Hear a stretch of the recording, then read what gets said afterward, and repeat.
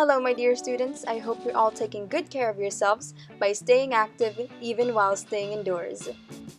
Welcome back to English class with Ma'am Cleo. Now before we begin, kindly prepare your portfolio, a pen, and a blank sheet for you to write your answers or any questions about the lesson you might have. Now don't forget to compile this in your English portfolio in preparation for our next synchronous session. Let's dive right into our lesson by reading and examining the following sentences. Micah's shirt is too small for Paul. Micah's shirt might be too small for Paul. Do the sentences express the same message? If you answered no, then you're right. They don't express the same message. So what's the difference? The first sentence expresses a general truth. There is certainty in the fact that Micah's shirt won't fit Paul. But in the second sentence, the author is no longer certain that the shirt won't fit. There is now a possibility that it will fit. Because we added the helping verb might, we were able to change the meaning of the sentence. The word might is an example of a modal verb. Modal verbs are auxiliary or helping verbs that modify or change the meaning of the main verb. You can use modal verbs in giving advice or suggestions, in making requests, or in giving predictions, permissions, or prohibitions.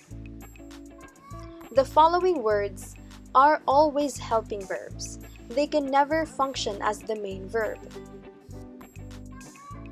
Each modal has its own meaning, so the meaning of the sentence will depend on the modal you use. Let's take a look at the following sentences and take note of how even though the main verb remains the same, the meaning of the sentence changes because of the modal. Jace studies every night. The verb studies shows that Jace regularly studies.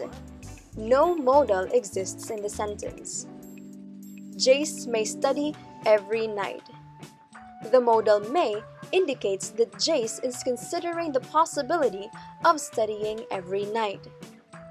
Jace will study every night. The modal will indicates that Jace does not study every night right now, but intends to in the future. Jace should study every night. The modal verb should tells the reader that Jace doesn't study every night, nor does he have plans to study every night, but it is something that would be a good idea according to the author's attitude. Jace can study every night.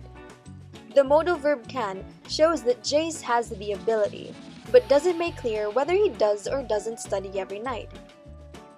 Now that you have an idea of how modals work, let's improve your understanding with this short exercise. Read the sentences carefully and determine the function of the modal used in the sentence. Write the letter of your answer.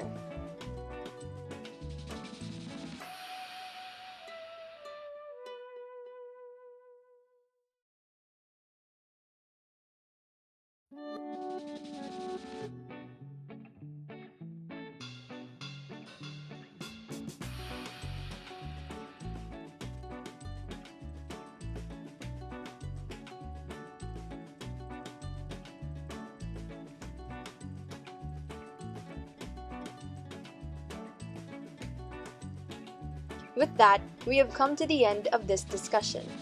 Don't forget to compile your notes in your English portfolio and to check your Schoology accounts for activities about this lesson.